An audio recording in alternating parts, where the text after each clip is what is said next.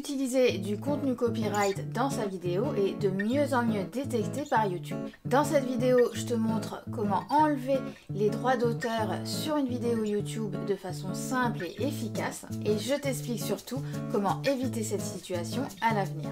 Moi, c'est Camélia de Video to Grow pour des conseils stratégie, outils et mindset pour faire grandir ta chaîne avec la vidéo sans délai. Alors, ce qu'il faut savoir avant tout, c'est qu'une vidéo YouTube uploadée avec des droits d'auteur dessus sans avoir la permission du titulaire de ces droits ne pourra pas être monétisée par l'utilisateur. C'est normal puisqu'on utilise le contenu de quelqu'un d'autre. Pour rappel, on est titulaire de droits d'auteur quand on crée une œuvre originale sur un support audio ou vidéo. Donc, quand toi, tu publies une vidéo qui est à 100% ta création, tu es titulaire de ces droits d'auteur. Mais utiliser le contenu audio ou vidéo de quelqu'un d'autre, même si c'est un petit bout, pour le poster sur sa chaîne, c'est voler ce contenu vidéo. Et ça n'a pas d'intérêt puisque ce contenu avec des droits d'auteur dessus ne pourra pas être monétisé. Mais parfois, tu peux te retrouver avec du contenu avec des droits d'auteur dessus sans même le savoir. Alors comment faire? Alors c'est ce que je vais t'expliquer et là je vais te montrer les deux côtés. Le côté titulaire des droits d'auteur et le côté utilisateur de vidéos avec du contenu copyright dessus.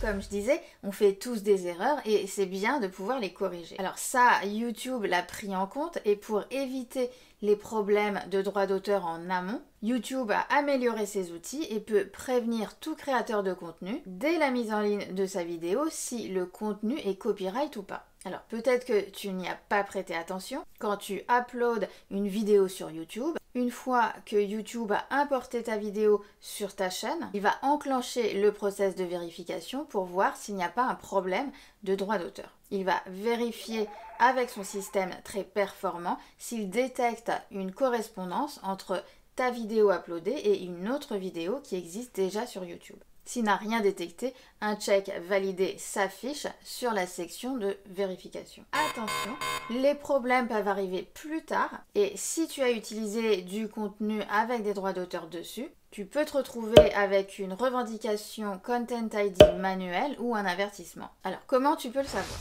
Si tu as reçu une demande de retrait pour atteinte aux droits d'auteur, après avoir uploadé ta vidéo, tu peux le voir dans ton YouTube Studio, dans contenu filtré et réclamation de droits d'auteur. Si un problème de droits d'auteur apparaît, il faut cliquer sur afficher les détails pour en savoir plus. Là, une nouvelle fenêtre s'ouvre où tu auras tout le résumé de la situation.